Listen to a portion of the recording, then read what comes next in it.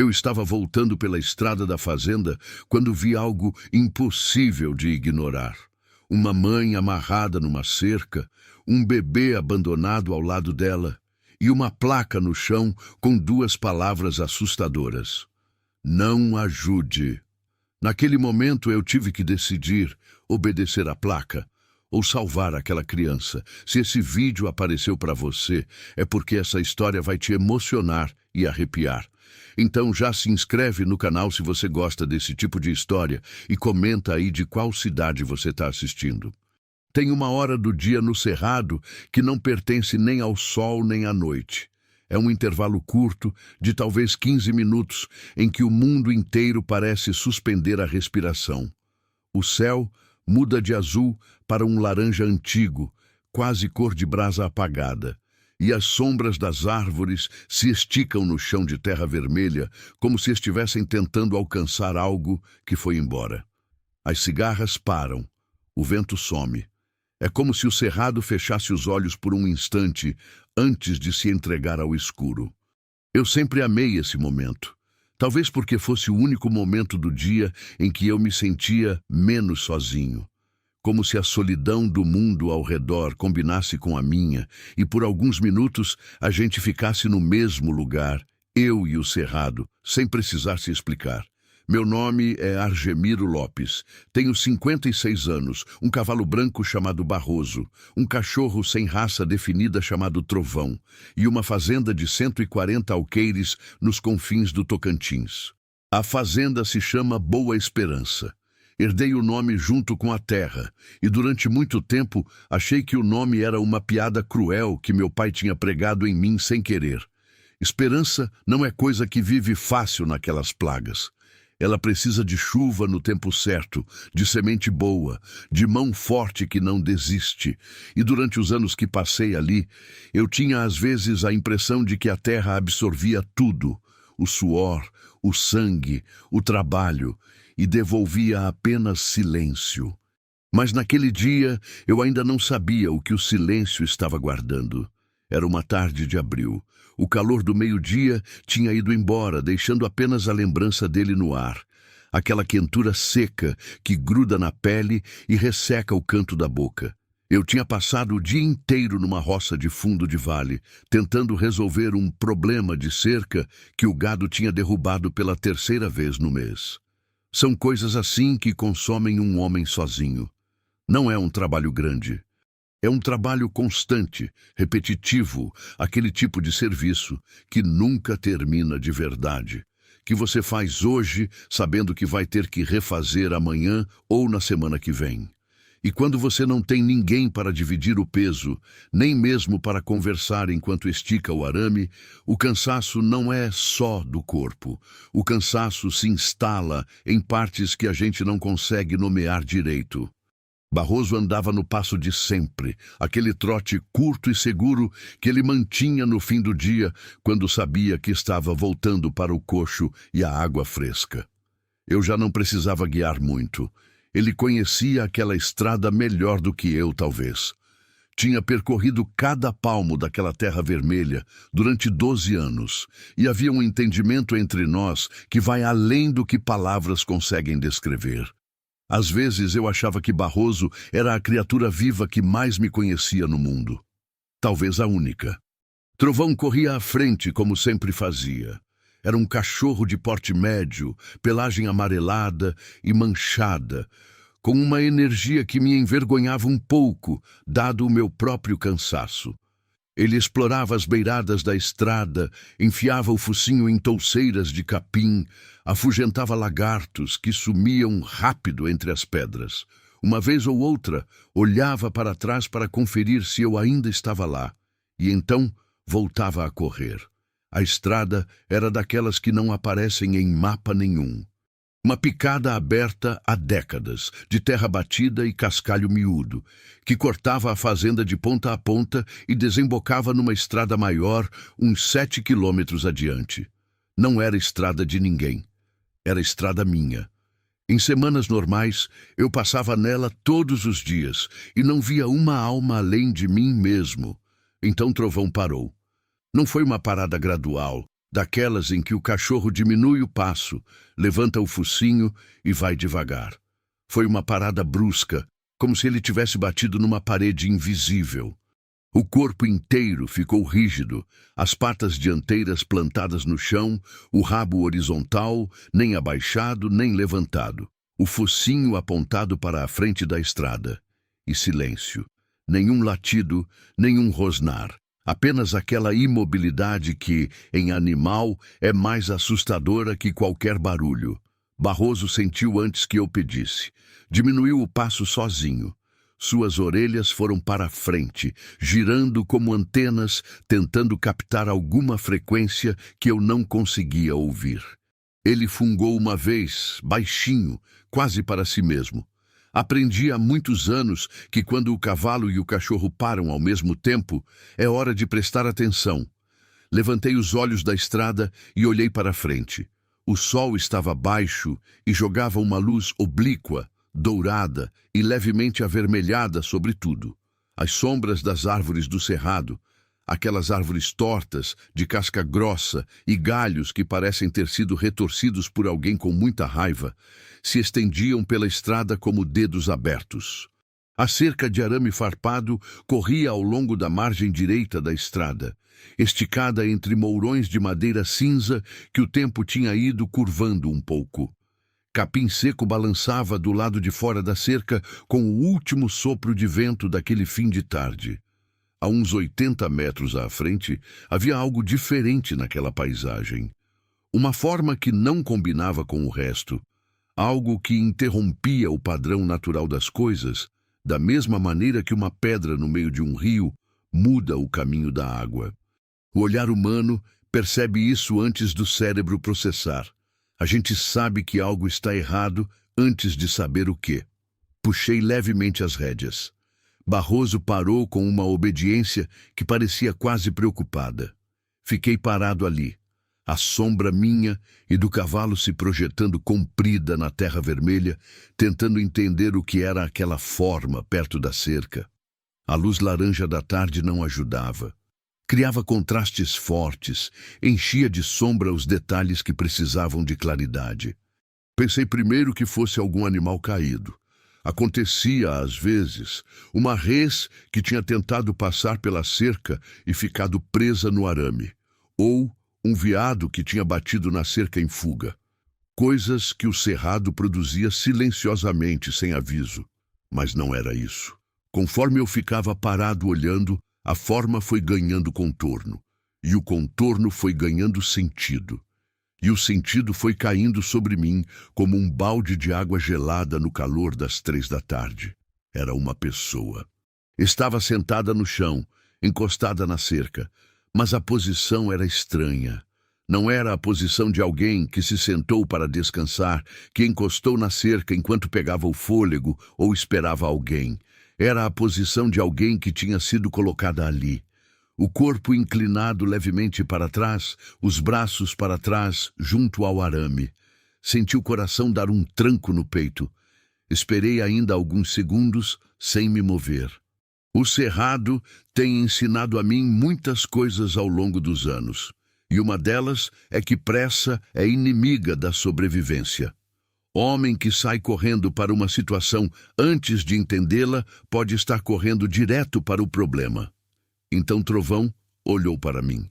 Aquele olhar comprido que os cachorros fazem quando querem que você tome uma decisão. Um olhar de quem está esperando. De quem já sabe o que precisa ser feito, mas entende que não é ele quem decide. Pus os calcanhares levemente nos flancos de Barroso e deixei ele andar devagar. À medida que nos aproximávamos, os detalhes foram chegando. Primeiro, o pano cobrindo os olhos daquela pessoa, escuro e amarrado com força. Depois, o outro pano cobrindo a boca. E então as cordas, grossas, ásperas, do tipo que se usa para amarrar carga em caminhão, que prendiam os braços dela atrás do corpo, enroladas também no próprio arame farpado da cerca. Era uma mulher. Parei o cavalo a uns 30 metros. O coração batia forte, mas devagar, como se ele mesmo estivesse tentando não fazer barulho. E foi nesse momento que vi a cesta. Estava no chão, ao lado dela, numa área de sombra. Uma cesta de palha, pequena, daquelas que se compra em feira de cidade do interior. Dentro, envolto num cobertor azul claro que tinha uma estampa de nuvens brancas que eu quase não conseguia ver na luz daquela tarde, havia um bebê. O mundo parou. Não é exagero. Há momentos em que o tempo realmente parece deixar de correr do jeito que deveria. Aquele foi um desses momentos. O fim da tarde parou. O vento parou. O canto distante dos pássaros parou. Existia apenas aquela cena diante de mim. A mulher presa na cerca e o bebê na cesta. E eu, a 56 anos de distância de qualquer coisa parecida com aquilo. Então vi a placa. Estava fincada no chão com um pau de uns 40 centímetros, bem na frente da mulher. Um pedaço de compensado barato, daquele que sobra em obra, branco e sujo de poeira. As letras tinham sido pintadas com tinta escura, grossa, torta, como quem escreve com raiva ou com pressa. Talvez os dois. 2 palavras. Li uma vez. Li 2 vezes. Não ajude. Fiquei parado olhando para aquelas letras por um tempo que não sei medir. O sol estava descendo rápido e a luz mudava a cada instante, como se o próprio dia estivesse querendo ir embora dali. Trovão tinha voltado para perto das patas de Barroso e olhava para a mata do outro lado da estrada. Não latia, apenas olhava, com o corpo tenso. E eu entendi naquele momento que aquelas 2 palavras pintadas num pedaço de madeira não eram um aviso. Era uma ameaça. Alguém tinha estado ali, recentemente. Tinha deixado aquela mulher e aquele bebê naquele lugar de propósito, tinha fincado aquela placa no chão e tinha ido embora. Ou não.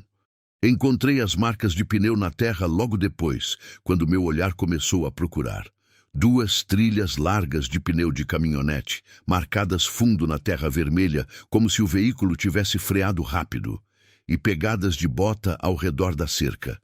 Mais de um par, talvez 2. Alguém tinha estado ali há muito pouco tempo. Barroso fungou de novo e bateu um casco no chão com uma inquietação que ele raramente demonstrava. Trovão rosnou. Baixo, contínuo, olhando para dentro da mata fechada do cerrado à esquerda da estrada. E um arrepio subiu pela minha nuca. Não o arrepio do frio, que naquele calor seria impossível, mas aquele outro arrepio, o da pele que percebe que está sendo observada. Alguém podia estar ali ainda, esperando para ver o que eu ia fazer. Fiquei parado mais alguns segundos que pareceram durar o dobro do que deveriam. O peso daquela placa caía sobre mim com uma clareza brutal. Quem a tinha colocado sabia que alguém ia passar por ali. Sabia que era estrada de fazenda, que um homem ia aparecer naquele fim de tarde voltando do trabalho. E tinha deixado um aviso, para mim. Virar o cavalo seria fácil.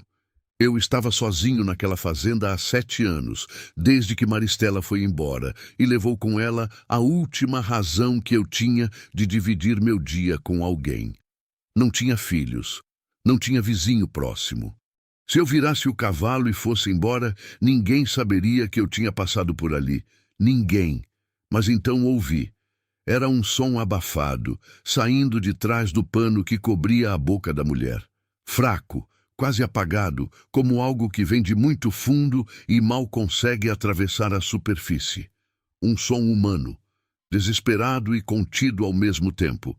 E o bebê na cesta estava quieto, pequeno demais.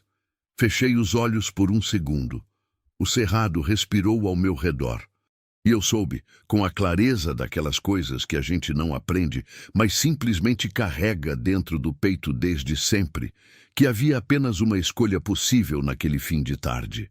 Desci do cavalo devagar. Os pés tocaram a terra vermelha com um som seco. Tirei a faca do cinto e segurei firme. A placa me encarava com suas letras tortas. Eu a encarei de volta e caminhei em direção à cerca. Meus passos na terra vermelha faziam um barulho seco, quase ofensivo naquele silêncio. Cada passo que eu dava em direção à cerca parecia mais alto que o anterior, como se o próprio chão estivesse avisando alguém da minha chegada. Eu caminhava devagar, não por cautela calculada, mas porque meu corpo inteiro estava processando aquela cena de uma maneira que minhas pernas ainda não tinham recebido o sinal de acelerar. Trovão veio comigo, colado no meu calcanhar esquerdo. Ele não latia. Continuava com aquele silêncio tenso que me incomodava mais do que qualquer latido teria feito. Quando um cachorro que ladra para tudo fica quieto, é porque o que ele está sentindo está além da linguagem dele. Barroso ficou parado onde eu tinha deixado as rédeas soltas, como eu sabia que ficaria. 12 anos de confiança mútua. Ele não ia a lugar nenhum. Me aproximei da mulher pelos 3 últimos metros com uma atenção que não sentia desde que era jovem e trabalhava como auxiliar de fiscal de obras numa cidade do interior. Um tempo em que precisava prestar atenção em tudo ao mesmo tempo para não deixar nada passar. Observei o chão ao redor dela, observei a cerca, observei a mata. Ouvi o que havia para ouvir. Nada se movia. Trovão parou de rosnar. Ergueu o focinho no ar, cheirou e então baixou a cabeça. Continuou de guarda, mas parou de emitir qualquer som. Cheguei a uns 2 metros dela e parei. Vista de perto, a situação era ainda mais pesada do que parecia de longe. As cordas que prendiam os braços dela atrás do corpo não eram nós de quem amarra com pressa.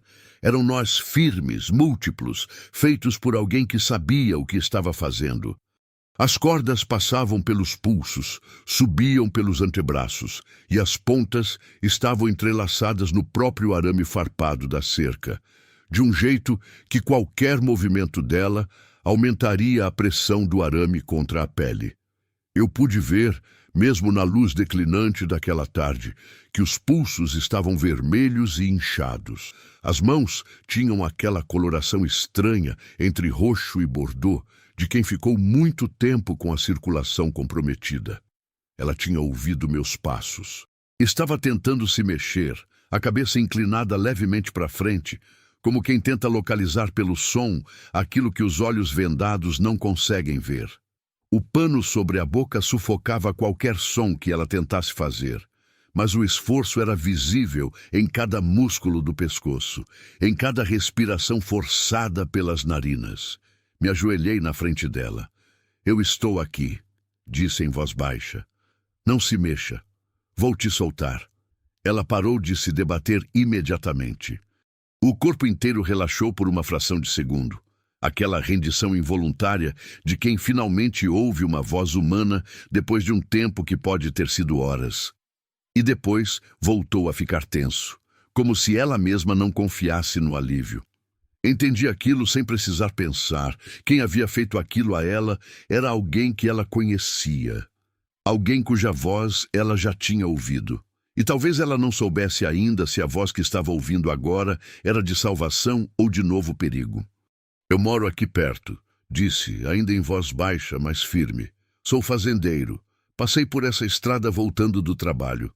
Você está na minha fazenda. Meu nome é Argemiro." Fiz uma pausa. Deixei as palavras assentarem. "Vou tirar o pano da boca primeiro. Depois vou cortar as cordas. Mas precisa ficar quieta por um instante." Levantei a mão devagar na direção do pano que cobria a boca dela e percebi que ela não recuou. Segurou firme a respiração. Um gesto de confiança pequeno e absoluto ao mesmo tempo. Afrouxei o nó. O pano estava apertado com uma força deliberada, amarrado 2 vezes na nuca. Levei alguns segundos para desfazê-lo. Quando o pano caiu, ela puxou o ar com uma força que me pegou desprevenido. Uma respiração funda, quase convulsa, de quem ficou com o peito comprimido por tempo demais. Depois outra e outra. Quando a respiração foi se regularizando, a primeira coisa que ela disse não foi um nome. Não foi um pedido de socorro. Não foi uma maldição para quem havia feito aquilo. A primeira coisa que ela disse foi em sussurro, fraco como folha seca. "O bebê." 2 palavras. Tudo que importava. "Ele está aqui", disse, e minha própria voz saiu com uma seriedade que eu não tinha planejado. "Do seu lado. Está dormindo." Ela deixou escapar um som que não era bem um choro e não era bem um gemido. Era alguma coisa no meio dos dois, daquelas que o corpo produz quando uma tensão que estava guardada em todos os lugares ao mesmo tempo finalmente encontra uma saída. Você tem certeza que ele está bem? Ela perguntou, ainda sem me ver. Me levantei e fui até a cesta. O bebê estava lá, naquele cobertor azul de nuvens brancas, com a carinha voltada para cima. Pele escura, lábios entreabertos, nariz diminuto. Respirava. Aquele ritmo lento e profundo da respiração de criança pequena. Um ritmo que tem algo de milagroso quando você está procurando ele. Está respirando. Parece estar bem. Outro som dela. Diferente deste vez, mais fundo. Voltei para a cerca e examinei as cordas. A faca que eu carregava era uma faca de lida, de cabo de madeira escura e lâmina de uns 20 centímetros, com um fio que eu mantinha desde sempre por hábito do pai. Identifiquei os pontos onde cortar para não apertar mais o que já estava apertado. Vai doer um pouco quando o sangue voltar para as mãos, avisei. Prepara. Ela não disse nada, apenas assentiu com a cabeça. Comecei a cortar. As cordas eram duras e espessas, do tipo de sisal trançado que os tropeiros antigos usavam e que ainda aparece em fazendas do interior. Levei 3 cortes certeiros para atravessar a primeira amarração dos pulsos. Quando a corda caiu, ela fez um som involuntário de dor. O sangue voltando para os tecidos comprimidos é uma dor diferente. Não é aguda, é profunda, daquelas que vêm de dentro. Continuei cortando as amarrações que aprendiam ao arame, com cuidado para não encostar o fio nas costas dela. Quando o último arame se afrouxou, o corpo dela foi para a frente, e eu precisei segurar pelos ombros antes que ela caísse com o rosto no chão. Era mais leve do que eu esperava. Toda ela parecia pequena demais para o tamanho do que tinha acontecido. Ajudei-a a se sentar de um jeito mais confortável, com as costas apoiadas agora pela lateral de um dos mourões da cerca em vez do arame. Depois, me agachei à frente dela e, devagar, afrouxei e tirei a venda dos olhos. Ela piscou várias vezes. A luz já estava baixa, mas ainda era suficiente para fazer os olhos doer depois de tanto tempo no escuro. Lágrimas involuntárias escorreram, as que vêm não do choro, mas da luz repentina. Esperou alguns segundos até que os olhos se acostumassem. E então me olhou. Era uma mulher jovem, mais jovem do que eu esperava, talvez uns 26, 28 anos. Cabelo escuro preso num rabo de cavalo que tinha se desfeito pela metade, com mechas coladas na testa pelo suor e pela poeira. O rosto tinha aquela mistura de exaustão e medo que deixa a pele sem cor e os olhos fundos. Mas havia algo nos olhos dela que me impressionou. Mesmo naquele estado, havia ali uma presença, uma pessoa inteira. Alguém que ainda estava lutando dentro de si mesma para entender o que estava acontecendo ao redor. Me olhou por alguns segundos. Então olhou para a cesta. Eu me levantei, peguei a cesta com cuidado e coloquei ao lado dela, acessível. Ela colocou a mão com cuidado. As mãos ainda tremiam. Os dedos mal respondiam. Dentro da cesta e tocou o cobertor de nuvens azuis. O bebê se mexeu levemente com o toque, mas não acordou. Ela fechou os olhos por alguns segundos. Quando os abriu, olhou para mim com uma expressão que eu não conseguiria descrever com exatidão. Era gratidão. Mas era também outra coisa, aquela consciência de quem passou perto de um abismo, olhou para baixo e ainda está processando o que viu. Quanto tempo você estava aqui? Perguntei. Ela pensou, como quem tenta reconstituir algo que o medo apagou. Desde antes do meio-dia, disse. A voz saía rouca, ressecada. Talvez mais de 6 horas. Olhei para o céu.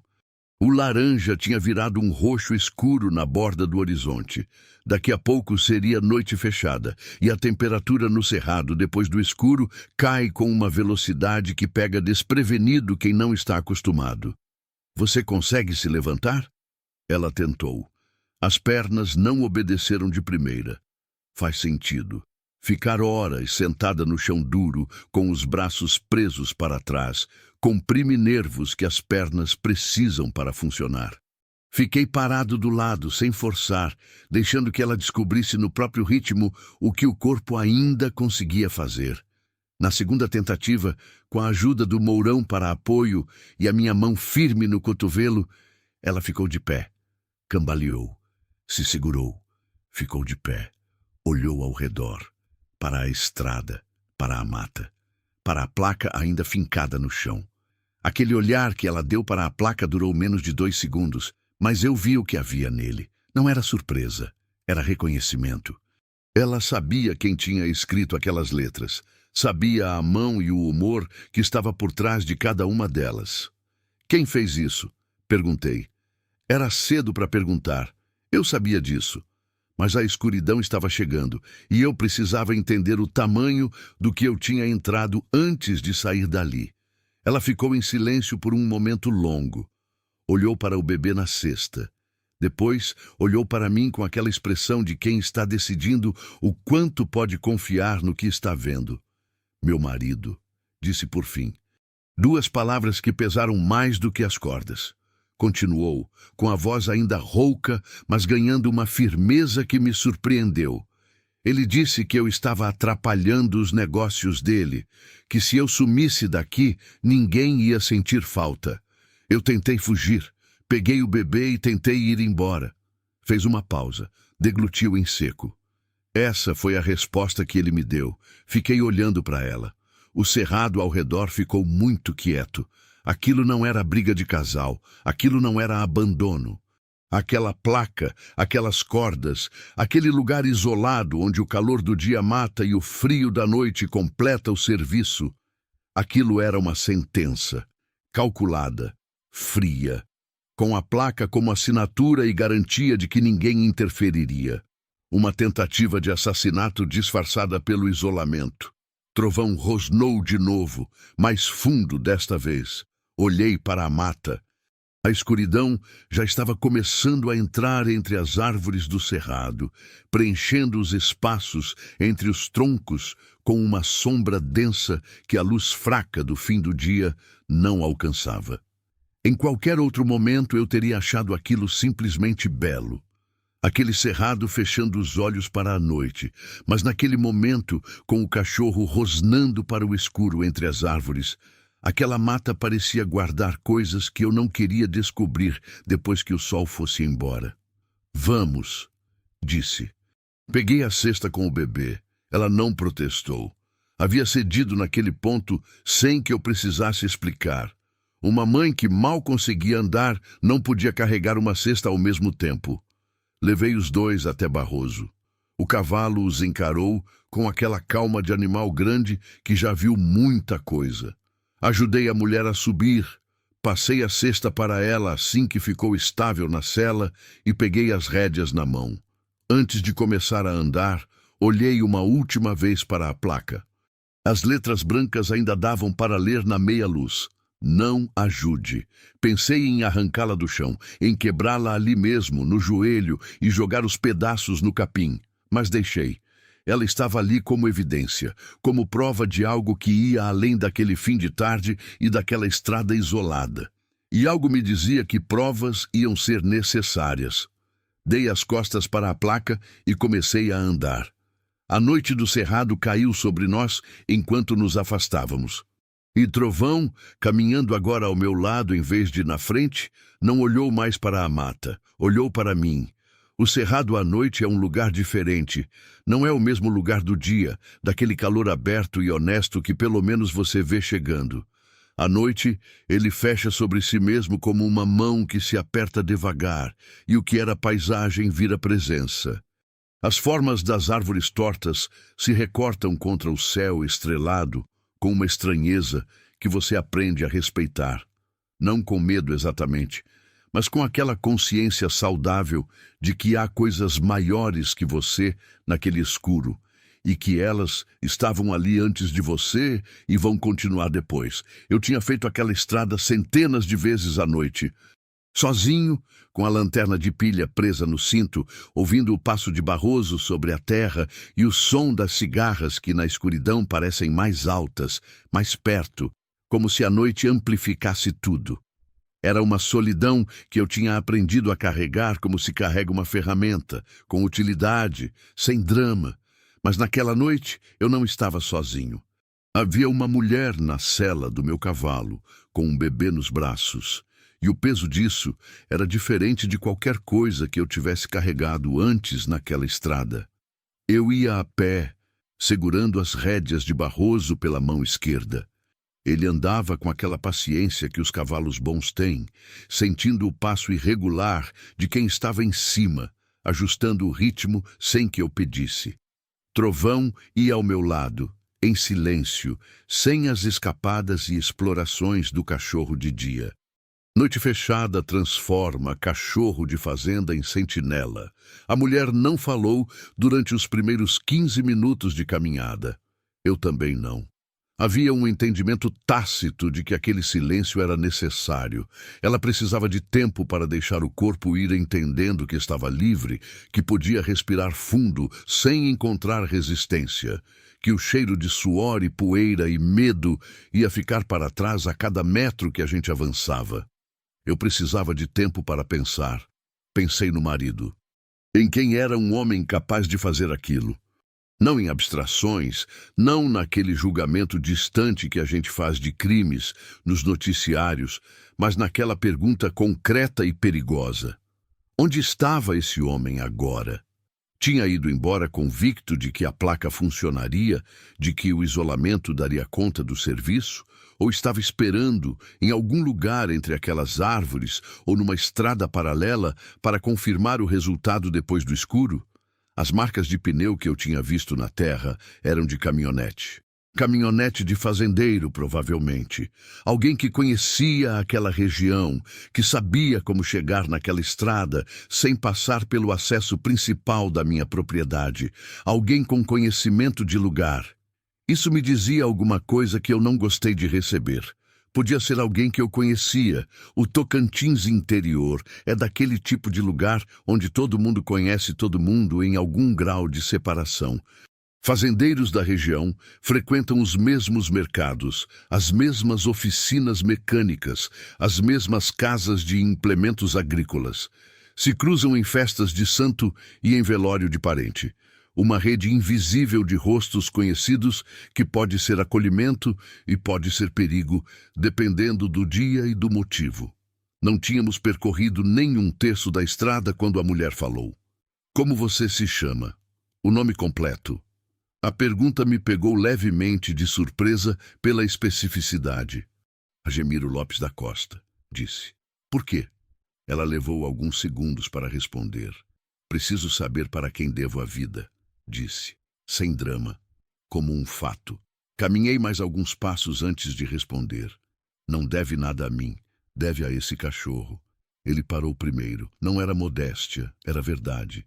E havia algo naquela verdade que me parecia importante manter. Ela não respondeu imediatamente, mas senti que a resposta havia chegado onde precisava. Eu me chamo Valdirene, disse depois. Valdirene Souza Marques. Esse aqui, e eu imaginei, sem ver no escuro, ela olhando para o bebê nos braços, é o Mateus. Tem 42 dias. 42 dias. Fechei os olhos por uma fração de segundo enquanto andava. 42 dias de vida, e já tinha passado por aquilo. Já tinha ficado numa cesta de palha no chão de terra de um cerrado, ao lado da mãe presa num arame farpado, com uma placa de ameaça a menos de 1 metro de distância. Ele está bem? Perguntei, porque era a pergunta que precisava ser feita e que eu estava adiando desde que tínhamos saído. Está dormindo? Disse ela. Mamou antes de tudo aquilo. Acho que dormiu por causa do calor. Fez uma pausa. A gente tem sorte de ele não ter acordado lá. Eu não sei o que teria feito se tivesse acordado e eu não pudesse... Não terminou a frase. Não precisava. Continuamos andando. A estrada fazia uma curva leve para a direita depois de uma moita de Buriti, e quando saímos da curva já dava para ver, ao longe, o ponto laranja fraco da luz da varanda da fazenda. Aquela lâmpada amarelada que eu deixava acesa toda vez que saía para o trabalho, não por segurança, não por esperar visita, mas por aquele hábito antigo de deixar uma luz acesa para ter algo para olhar na volta. Uma luz no horizonte escuro é uma âncora, uma forma de dizer, existe um lugar que é seu, e ele ainda está lá. Naquela noite, aquela luz tinha um significado diferente. Vamos chegar logo, disse. Ela não respondeu, mas sentiu uma leve mudança no peso sobre a sela, como se os ombros tivessem descido 1 centímetro. A fazenda Boa Esperança não era grande no padrão de quem tinha terra no Tocantins, mas era sólida. A casa principal era de alvenaria simples, rebocada com cal branca, que o tempo tinha ido amarelando nas beiradas, telhado de telha colonial com beiral largo, que criava sombra na varanda em qualquer hora do dia.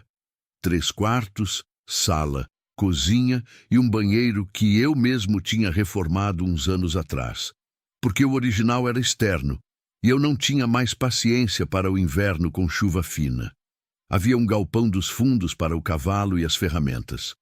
Uma caixa d'água em cima de uma estrutura de cano que eu tinha construído com a ajuda de um peão que trabalhava comigo por uns 6 meses há 4 anos, um rapaz de Miracema que tinha jeito para obras e nenhum jeito para o campo. Uma cisterna. Uma horta pequena que eu mantinha viva com mais teimosia do que técnica. Um pé de manga velho na frente da casa que meu pai tinha plantado e que nunca parou de dar fruto. Nada que impressionasse ninguém. Tudo que um homem precisava para não depender de favor de vizinho. Levei Barroso até o galpão, ajudei Valdirene a descer com o bebê e cuidei do cavalo primeiro. Ela ficou do lado de fora do galpão enquanto eu tirava a sela, colocava o coxo de ração e verificava as patas. Encontrei ela assim quando terminei.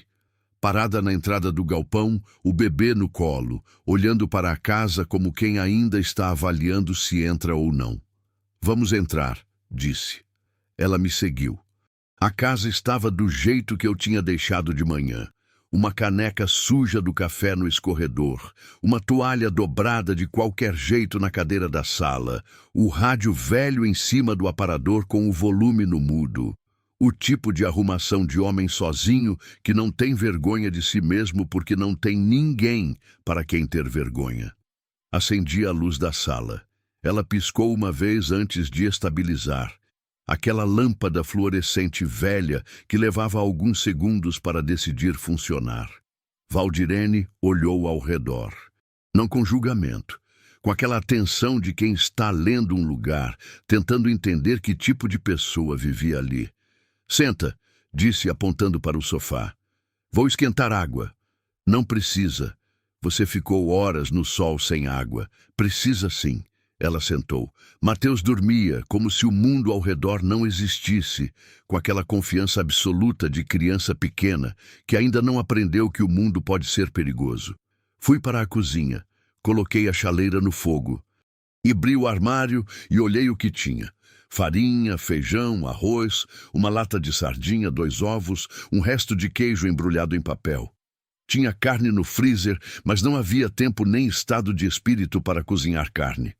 Peguei os ovos, o queijo e um tomate que estava quase no fim da validade. Mexido simples, comida de fazendeiro de fim de tarde, que se tornou outra coisa. Enquanto cozinhava, fui pensando. Ela havia dito que o marido acreditava que ela estava atrapalhando os negócios. Que negócios eram esses?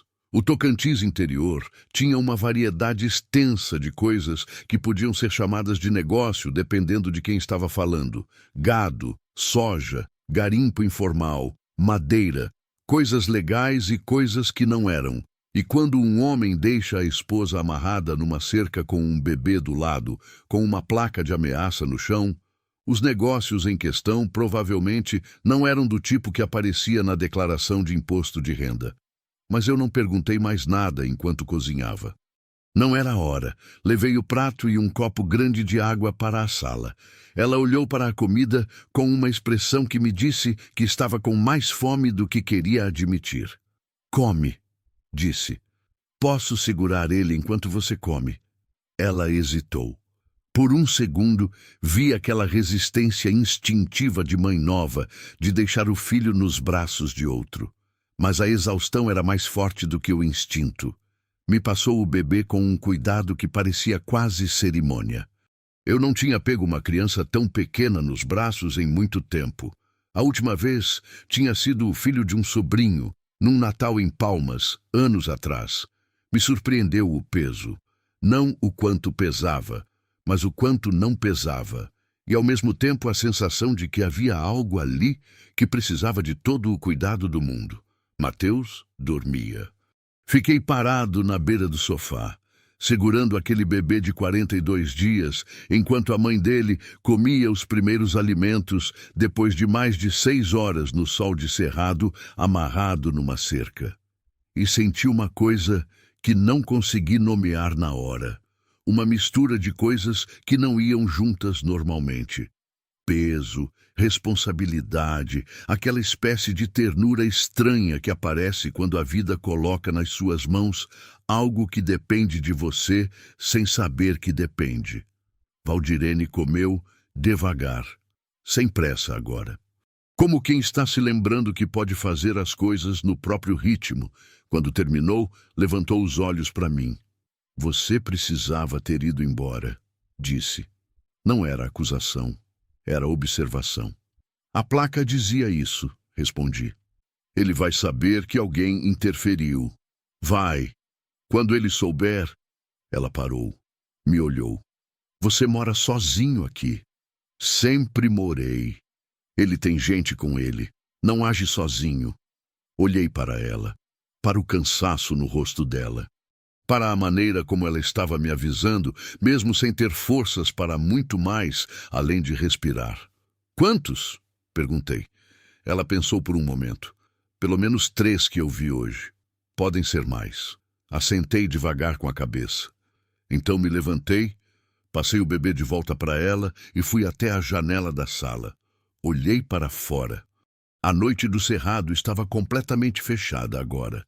O céu cheio de estrelas, que no interior ficam baixas e numerosas, de um jeito que quem mora em cidade grande não imagina. A lâmpada da varanda jogava um círculo pequeno de luz laranja sobre o chão de terra batida da entrada. Não havia nada lá fora que eu pudesse ver, mas havia coisas no escuro que não precisavam ser vistas para existirem. Fui até o quarto, abri o guarda-roupa, peguei o radiocomunicador que ficava na prateleira de cima. Bateria carregada. Alcance de uns 15 quilômetros. Eu o usava raramente, apenas quando ia para as áreas mais remotas da fazenda e queria manter contato com o vizinho mais próximo. Um velho chamado Seu Benedito, que vivia a 11 quilômetros numa propriedade que ele chamava de Santo Antônio. Voltei para a sala. Valdirene me olhou com aquela expressão de quem já entendeu o raciocínio antes de ouvir a explicação. Não tem delegacia perto? Ela perguntou. A mais próxima é em Colinas. Quase 90 quilômetros. Fiz uma pausa. A noite nessa estrada levaria mais de 2 horas. Ela assentiu lentamente. Você tem arma? Perguntou. Não foi uma pergunta dita com medo.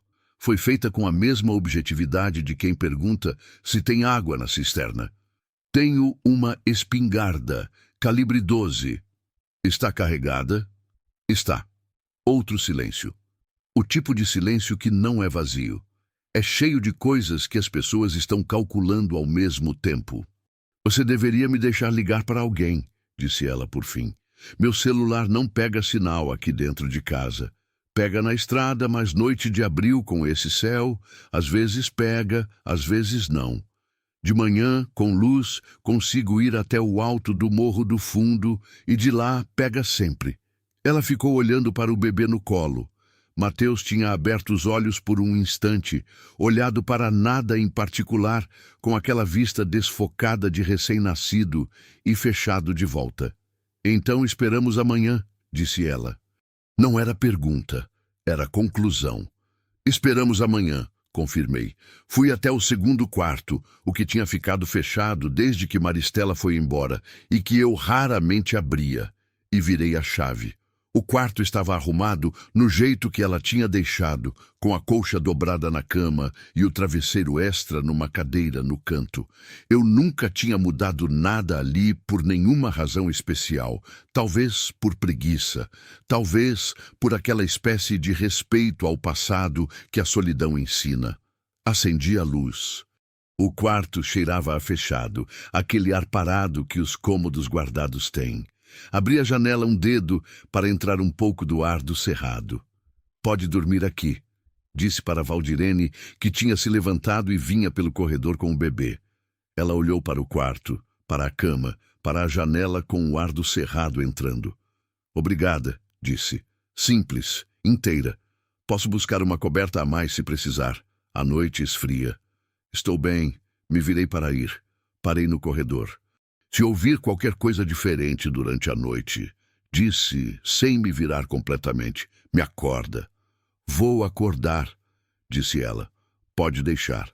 Fui para a sala. Sentei na cadeira velha de couro que ficava de frente para a porta de entrada. Peguei a espingarda, conferi a carga e apoiei ela na lateral da cadeira. Trovão entrou pela porta que eu tinha deixado entreaberta e se deitou no chão à minha frente. Os olhos dele eram 2 pontos escuros, brilhando na luz baixa da sala. Fora, o cerrado fazia aqueles barulhos de sempre que você só ouve quando para de fazer barulho você mesmo. Grilos, o canto longe de uma coruja, o vento nas folhas das árvores tortas, sons de sempre. Mas naquela noite eu ouvia cada um deles de um jeito diferente. Ouvia como quem está esperando que um deles seja diferente. Fechei os olhos por alguns instantes, não para dormir, para pensar, para reconstituir o que eu sabia e o que eu não sabia, e o que eu precisaria fazer quando o sol aparecesse. E enquanto ficava ali naquela cadeira, com a espingarda ao lado e o cachorro na frente, e uma mulher e um bebê dormindo no quarto do fundo, pensei numa coisa que meu pai costumava dizer quando eu era criança e a fazenda passava por uma fase ruim. Ele dizia, a noite não pede licença para entrar, mas ela também não fica para sempre. Respirei fundo o ar do cerrado que entrava pela janela e esperei amanhã. Existe uma hora da madrugada que não tem nome. Não é noite ainda, não é manhã já. É aquele intervalo fundo entre as 2 da manhã e as 4, quando o escuro parece mais denso, o silêncio mais pesado e o corpo humano toca o seu ponto mais baixo de resistência. Médico nenhum sabe explicar direito por quê, mas quem já ficou acordado nesse intervalo por necessidade conhece aquela sensação. O mundo some, sobra você e o que está pensando. Eu estava naquele intervalo, sentado na cadeira de couro da sala, com a espingarda apoiada na lateral e Trovão deitado no chão à minha frente. Não tinha dormido, não por esforço de vontade, mas porque o corpo não deixou. Havia uma tensão instalada nos ombros e na nuca que mantinha tudo ligado, como um fio elétrico que você não consegue desligar porque não sabe onde está o interruptor. A fazenda estava quieta. O cerrado, lá fora, fazia seus barulhos de sempre. Às 3 da manhã, Trovão levantou a cabeça, não rosnou, não latiu. Apenas levantou a cabeça e ficou olhando para a porta de entrada com aquela atenção concentrada que é diferente de curiosidade. Era vigília. Me levantei devagar da cadeira, peguei a espingarda, fui até a janela lateral e olhei para fora pela fresta da persiana. O círculo de luz da lâmpada da varanda iluminava o chão de terra da entrada. As sombras das árvores do pé de manga se projetavam compridas e imóveis. O portão de madeira da entrada da propriedade estava fechado como eu tinha deixado. Nada. Mas Trovão continuava olhando. Fiquei parado na janela por 5 minutos. 10, 15. Nada se mexeu. Depois de um tempo, Trovão baixou a cabeça e fechou os olhos. Voltei para a cadeira, mas o sono não veio. Comecei a pensar no que Valdirene tinha dito. Pelo menos 3 homens. provavelmente mais.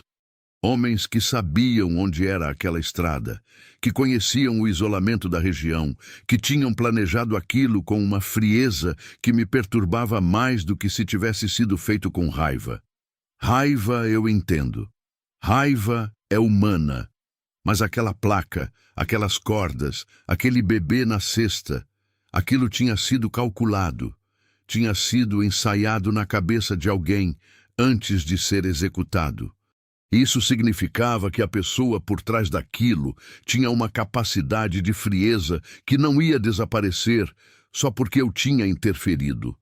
Ia reagir. A questão era quando e como. Às 5 da manhã, quando o céu do cerrado começava a ganhar aquela faixa azul escura que precede o amanhecer, ouvi um barulho diferente no corredor. Passos leves. Me virei. Era Valdirene, saindo do quarto com Mateus no colo. Ela tinha trocado a roupa suja por uma camiseta grande que ela havia encontrado dobrada na cadeira do quarto. Provavelmente uma que eu tinha deixado ali, sem pensar. Os cabelos estavam soltos agora, ainda despenteados, mas o rosto tinha uma outra expressão. O descanso, mesmo que incompleto, tinha devolvido alguma coisa para ela. Me olhou. Olhou para a espingarda na minha mão. Aconteceu alguma coisa? Perguntou em voz baixa. Não. Trovão ficou inquieto um pouco, mas não era nada. Ela assentiu. Veio sentar no sofá com o bebê. Mateus estava acordado, com os olhinhos abertos, fazendo aqueles movimentos lentos de criança que ainda está descobrindo que tem mãos. Fui para a cozinha esquentar café. Quando voltei com as 2 canecas, ela estava amamentando o bebê, coberta com um canto da coberta que tinha trazido do quarto. Peguei minha caneca e fui para a varanda. O céu estava abrindo. Uma faixa laranja fina no horizonte leste prometia sol em menos de 1 hora. O cerrado acordava com aqueles sons graduais de sempre. Pássaro por pássaro, como se cada um esperasse a senha do anterior para começar. Naquele momento, pela primeira vez, desde a tarde anterior, eu me permiti pensar no que tudo aquilo significava para mim, além do imediato. Eu tinha desobedecido uma ameaça. Tinha tirado de um lugar isolado uma mulher que alguém queria que ficasse ali. Tinha trazido ela para dentro da minha casa.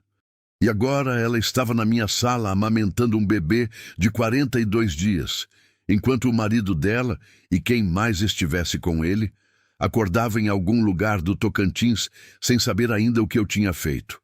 Quando soubessem, iam procurar. E a minha fazenda não era difícil de encontrar. Pensei em Maristela. Não sei por que ela veio à cabeça naquele momento. Talvez porque o quarto em que Valdirene tinha dormido era o quarto dela, e há 7 anos eu não tinha posto ninguém lá dentro. Talvez porque Maristela tinha ido embora dizendo que eu nunca arriscava nada por ninguém, que vivia tão fechado dentro da minha própria solidão que havia parado de enxergar o mundo ao redor. Ela não estava errada. Mas naquela tarde na estrada eu tinha visto o que havia para ver e tinha feito a única coisa que havia para fazer. Às vezes, a vida não pede sua opinião antes de te colocar no meio de alguma coisa. Quando o sol apareceu de vez, fui com o rádio comunicador até o alto do morro do fundo da fazenda. Era uma caminhada de uns 20 minutos por uma trilha que subia entre árvores de pequi e cagaita. Do topo, dava para ver as propriedades ao redor se espalhando pelo cerrado numa vastidão que só fazia sentido visto de cima. Chamei seu Benedito no rádio. Ele respondeu na terceira chamada, com aquela voz rouca de quem foi acordado antes do que queria. Mas não reclama, porque fazendeiro velho aprende que manhã cedo raramente traz novidade boa. Fala, Margemiro. Seu Benedito, preciso de um favor. Pode falar. O senhor tem como ir até Colinas hoje? Pessoalmente, na delegacia. Uma pausa. Eu conhecia seu Benedito há 11 anos. Ele era do tipo que não faz pergunta antes de entender a dimensão do pedido. O que aconteceu? Contei em resumo. O mínimo necessário. A mulher na cerca, o bebê, a placa, o que ela havia me dito sobre o marido. Não falei sobre o medo que eu tinha de que alguém viesse durante a noite. Não precisava. Seu Benedito ficou em silêncio por alguns segundos depois que terminei. Nome dela? Perguntou. Valdirene Souza Marques. Marido, ela não me disse o nome ainda.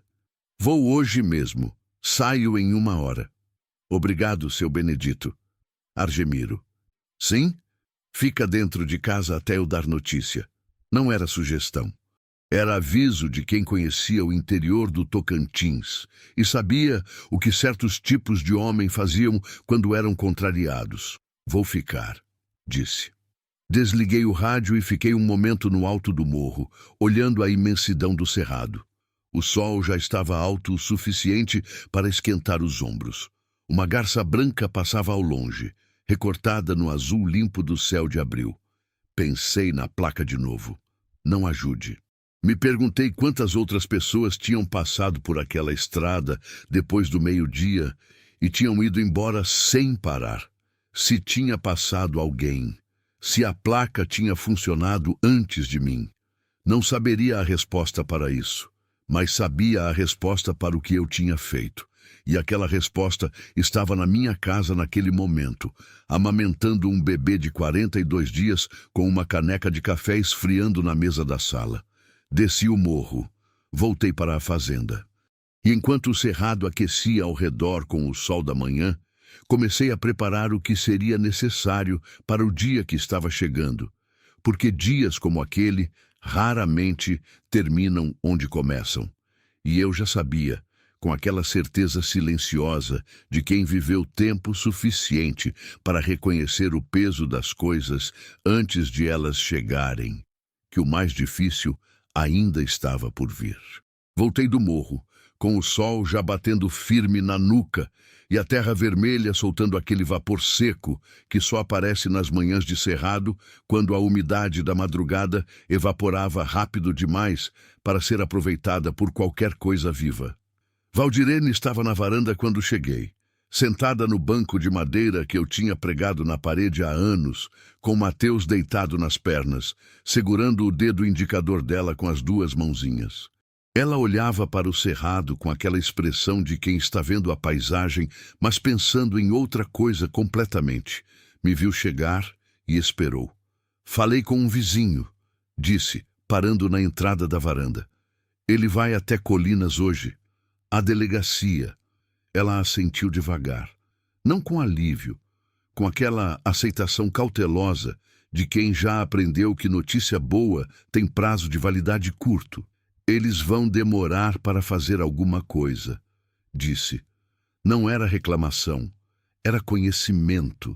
Provavelmente, concordei, mas é o começo. Fiquei parado olhando para ela por um momento. Havia uma pergunta que eu estava adiando desde a noite anterior, não por falta de coragem, mas por respeito ao tempo que certas verdades precisam para ser ditas. Ela tinha dormido, tinha comido, tinha amamentado o filho, o terror imediato tinha saído um pouco da superfície. Era a hora. Valdirene, disse. Preciso saber o nome dele. Ela não respondeu imediatamente. Ficou olhando para Mateus nas pernas. O bebê segurava o dedo dela com uma seriedade cômica, franzindo a testa como se aquilo fosse o trabalho mais importante do mundo. Por quê? Ela perguntou. Não era resistência. Era teste. Porque seu Benedito precisa de um nome para dar na delegacia. E porque eu preciso saber quem pode aparecer nessa estrada. Ela respirou fundo. O cerrado estralava ao redor com o calor crescente. Uma cigarra começou a cantar em alguma árvore próxima. Sozinha primeiro, depois outra respondendo, depois mais. Edevaldo, disse por fim. Edevaldo Marques Correia. O nome caiu no ar daquela varanda como uma pedra em água parada. Fiz um esforço consciente para não mostrar nada no rosto. Mas por dentro alguma coisa reconheceu aquele nome antes mesmo que eu terminasse de ouvi-lo. Edevaldo Marques Correia. Eu conhecia esse nome, não pessoalmente. Nunca tinha cruzado com o homem numa estrada ou numa mesa de bar. Mas o nome circulava no interior do Tocantins, daquele jeito que certos nomes circulam, em voz baixa, com olhares de lado, com aquela pausa que as pessoas fazem antes de mudar de assunto. Era dono de uma fazenda grande a uns 60 quilômetros a nordeste da minha, com uma extensão de terra que nem eu nem os vizinhos próximos sabíamos exatamente qual era o limite, porque os limites mudavam dependendo de quem você perguntava. Havia rumores. Do tipo que não se prova, mas que persiste, porque verdade resistente tem um modo de sobreviver, mesmo sem documento que a sustente. Rumores de gado com marca adulterada, de terra que mudava de dono depois de algum acidente conveniente, de trabalhadores que sumiam quando sabiam demais, rumores de interior que todo mundo ouve e ninguém assina embaixo. Você sabe quem ele é? Ela perguntou, lendo alguma coisa no meu silêncio. Ouvi o nome, disse com cuidado.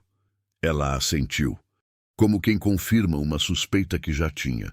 Então você sabe que ir à delegacia pode não ser suficiente, disse ela. Sei. Tem gente lá dentro que trabalha para ele. Não todos, mas tem. Aquilo eu não sabia. Mas não me surpreendeu.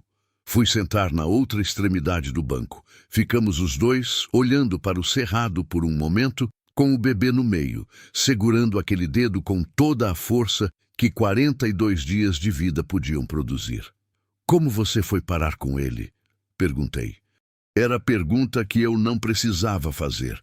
Não era informação que mudava o que tinha que ser feito, mas havia algo naquela mulher que me fazia querer entender a história inteira, não apenas o capítulo que eu tinha encontrado na estrada. Ela ficou em silêncio por um tempo. Depois começou a falar com a voz plana de quem ensaiou aquela história dentro da cabeça muitas vezes, mas ainda não tinha achado a maneira certa de contá-la em voz alta. Tinha vindo de Araguaína. Filha de mãe solo, criada em casa pequena de bairro de periferia, onde o dinheiro terminava antes do mês. Tinha conhecido Edevaldo numa festa de aniversário de uma prima distante. Ele tinha aparecido com caminhonete nova, roupas caras para os padrões daquele meio, aquela segurança de homem acostumado a ocupar espaço. Tinha sido atencioso, tinha sido paciente, tinha demorado meses para apresentar o lado que ficava escondido atrás de tudo isso. Quando o lado verdadeiro apareceu, ela já estava grávida de Mateus e morando na fazenda dele a 60 quilômetros de qualquer pessoa que conhecia.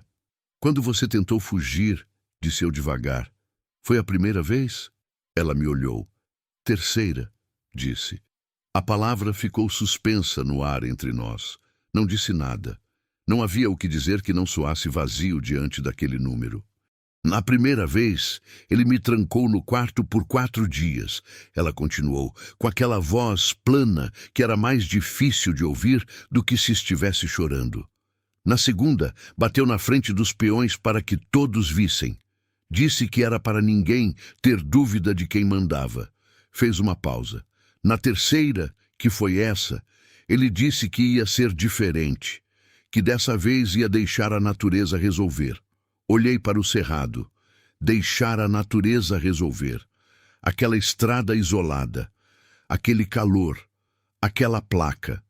A natureza resolveria em questão de horas e ninguém jamais saberia que havia sido ele. Seria apenas uma mulher que tinha desaparecido. Mais uma no interior do Brasil que ninguém procura com afinco porque ninguém sabe exatamente onde ela foi parar. Mateus nasceu 42 dias atrás, eu disse. Você tentou fugir com 42 dias de bebê. 42 dias é tempo suficiente para entender que se eu ficasse, o que ia acontecer comigo ia acabar acontecendo com ele também. Me virei para olhar para ela. Havia uma resolução naquela frase que não era raiva nem heroísmo. Era apenas a conclusão fria e inevitável de uma mãe que calculou o futuro e não gostou do resultado. Fiquei em silêncio por um momento. Você tem família que pode receber vocês? Perguntei. Minha mãe, em Araguaína. Ela sabe onde você está? Ela sabe que eu estava tentando sair. Não sabe mais nada desde ontem. Quando a situação estiver mais segura, a gente tenta ligar para ela. Ela assentiu. Olhou para Mateus, que tinha fechado os olhos de volta, o dedo dela ainda preso nas mãozinhas dele mesmo dormindo. Por que você parou? Ela perguntou de repente. Tinha a placa. Tinha tudo para simplesmente ir embora. Pensei antes de responder. Era uma pergunta que merecia uma resposta honesta, não uma resposta bonita. Vi o bebê, disse, e soube que se eu fosse embora, os dois iam morrer ali. Ela me olhou. Só isso? Só isso. Ela ficou em silêncio por um momento. A maioria das pessoas vira as costas, disse, sem amargura, apenas registrando um fato que ela tinha aprendido da maneira mais difícil. A maioria das pessoas não tem um cachorro que para no meio da estrada, respondi. Ela olhou para Trovão, que estava deitado na beira da varanda, com os olhos semicerrados, aproveitando a sombra do beiral. Pela primeira vez, desde que eu a tinha encontrado, ela esboçou algo que se aproximava de um sorriso. Pequeno, breve, quase imperceptível. Mas estava lá. O dia foi passando com aquela lentidão tensa de quando você está esperando alguma coisa e não sabe exatamente quando ela vai chegar. Fiz o que sempre faço quando estou inquieto. Trabalhei. Não fui longe da casa, mas fiquei ocupado com as coisas que havia para fazer no perímetro. Consertei uma dobradiça do galpão, limpei o coxo de Barroso, reorganizei as ferramentas. Trabalho de mão que não precisava de raciocínio, que deixava a cabeça livre para pensar enquanto o corpo estava ocupado. Valdirene ficou na varanda a maior parte do dia. Às vezes caminhava um pouco pelo terreiro, carregando Mateus, dando ao bebê os primeiros metros de mundo aberto de 42 dias de vida.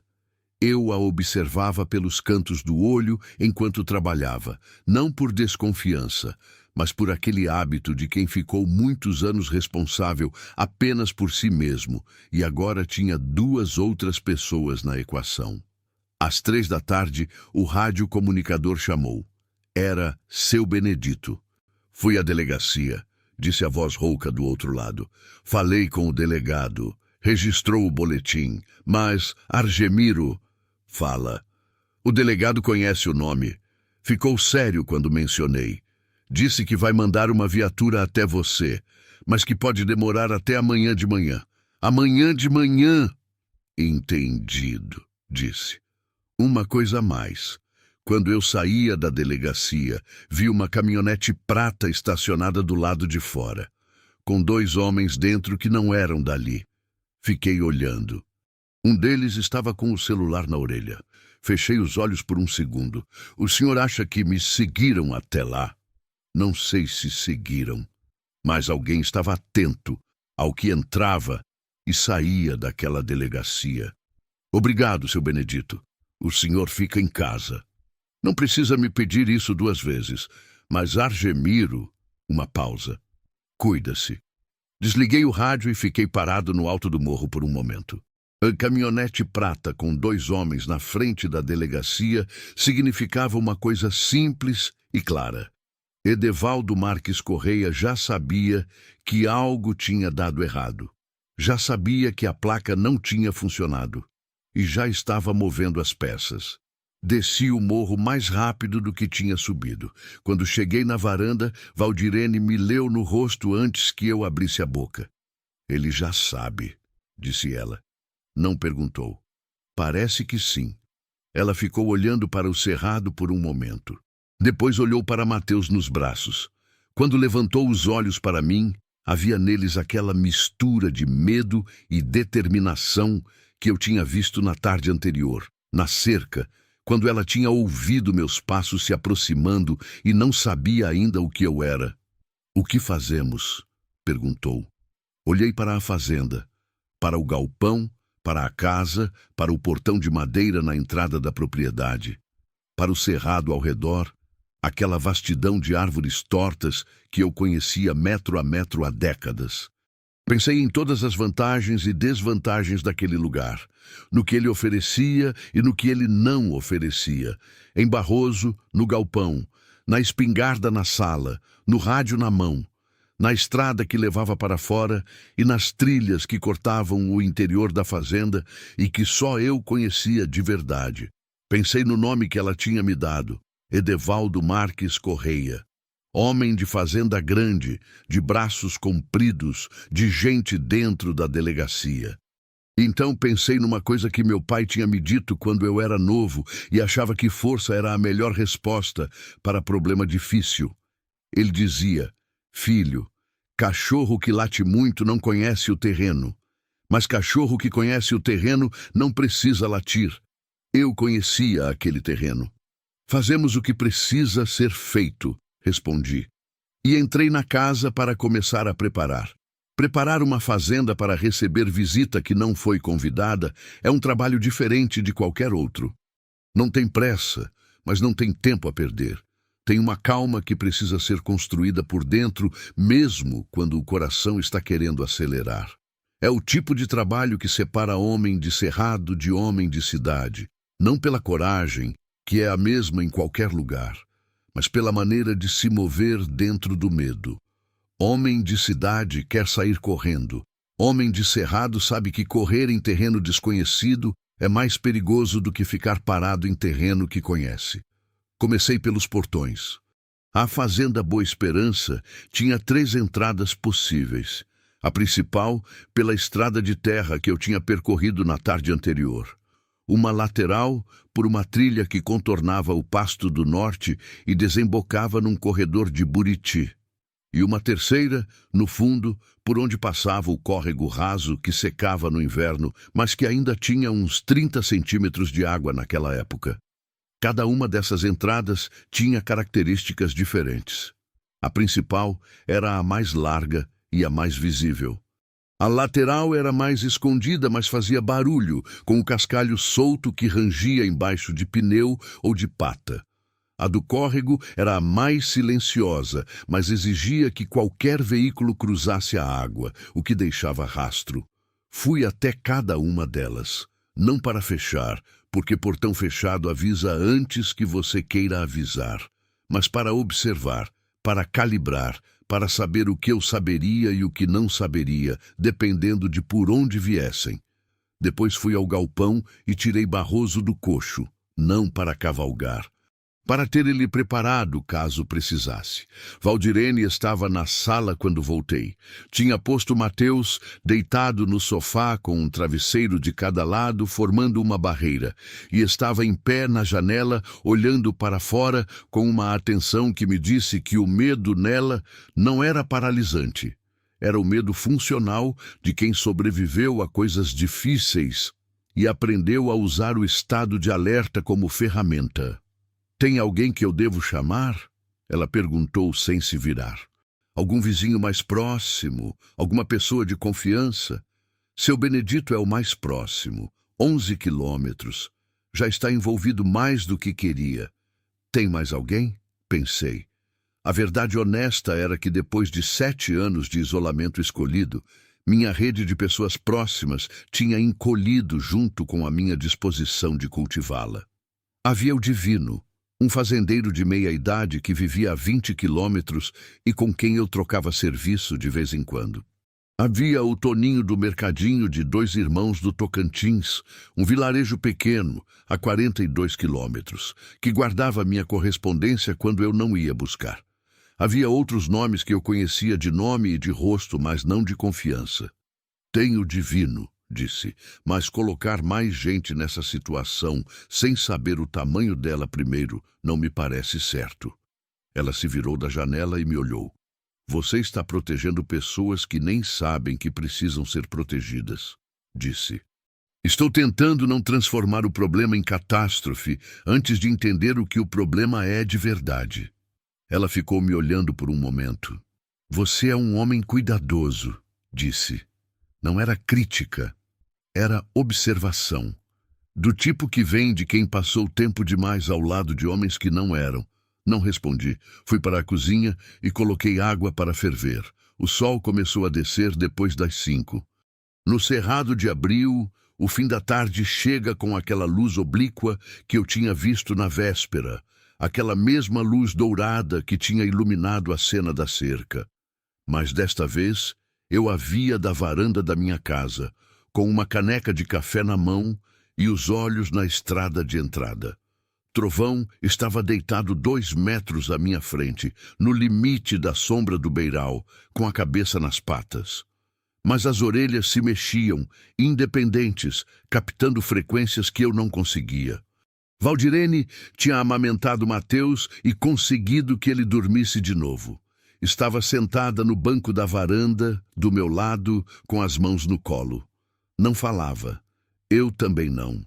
Havia entre nós aquela quietude que se desenvolve entre pessoas que passaram por algo difícil juntas, sem precisar de muita explicação. Uma familiaridade estranha que o perigo constrói mais rápido do que anos de convívio normal. Foi ela quem ouviu primeiro. "Escuta", disse em voz baixa. Parei com a caneca na metade do caminho até a boca. Ouvi. Era distante, mas era inconfundível para quem conhece o som. Motor de caminhonete em estrada de terra. Aquele ronco grave que muda de frequência conforme o veículo sobe e desce nos buracos da pista. Vindo da direção da estrada principal, me levantei devagar. Deixei a caneca no banco. Trovão tinha levantado a cabeça. Olhava para a entrada da propriedade com os olhos arregalados. "Entra", disse para Valdirene. "Pega o Mateus e vai para o quarto do fundo. Não acende luz nenhuma. Fica quieta." Ela não discutiu. Se levantou, entrou, sumiu no corredor. Peguei a espingarda que estava apoiada na parede interna da varanda. Desci os 2 degraus da varanda para o terreiro. Fui até a lateral da casa, onde havia uma sombra densa que o fim de tarde criava entre a parede e o pé de manga. Fiquei parado ali. O som do motor ficou mais alto por um momento, depois diminuiu. Como se o veículo tivesse parado antes de chegar na entrada da propriedade. Silêncio. Trovão estava de pé agora, tenso, olhando para a entrada, mas não latia. Eu tinha ensinado Trovão, desde filhote, que latido desnecessário é aviso dado de graça para quem não merece. Ele tinha aprendido melhor do que eu esperava. 2 minutos de silêncio. 3. Então o motor voltou, mas diferente. Mais longe agora, se afastando. Como se tivesse passado pela entrada sem parar, continuado pela estrada. Esperei mais 5 minutos antes de me mover. Fui devagar até o portão da entrada e olhei pela fresta da madeira. A estrada estava vazia, mas havia marcas de pneu frescas na terra, bem na frente do portão. Alguém tinha parado ali. Tinha ficado parado por tempo suficiente para deixar marca, e depois tinha ido embora. Reconhecimento. Estavam mapeando, verificando se havia movimento, se havia luz, se havia sinal de que alguém estava ali. Não tinham entrado porque ainda estavam calculando. Mas iam voltar. Voltei para dentro.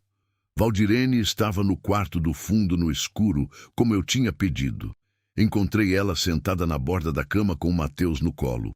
Os 2 numa quietude que me cortou um pouco por dentro.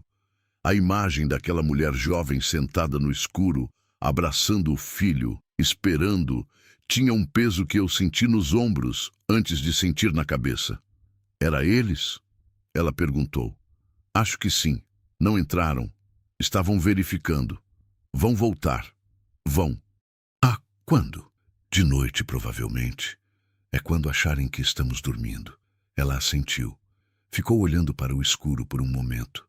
"Argemiro", disse com uma voz diferente, mais baixa, mais direta. "Você não precisa ficar no meio disso. Ainda dá tempo de nos levar para outra parte. Deixar a gente em algum lugar e voltar. Isso não é problema seu." Fiquei parado na porta do quarto olhando para ela no escuro. "Já é", disse simplesmente. Ela ficou em silêncio. "Desde quando?" perguntou.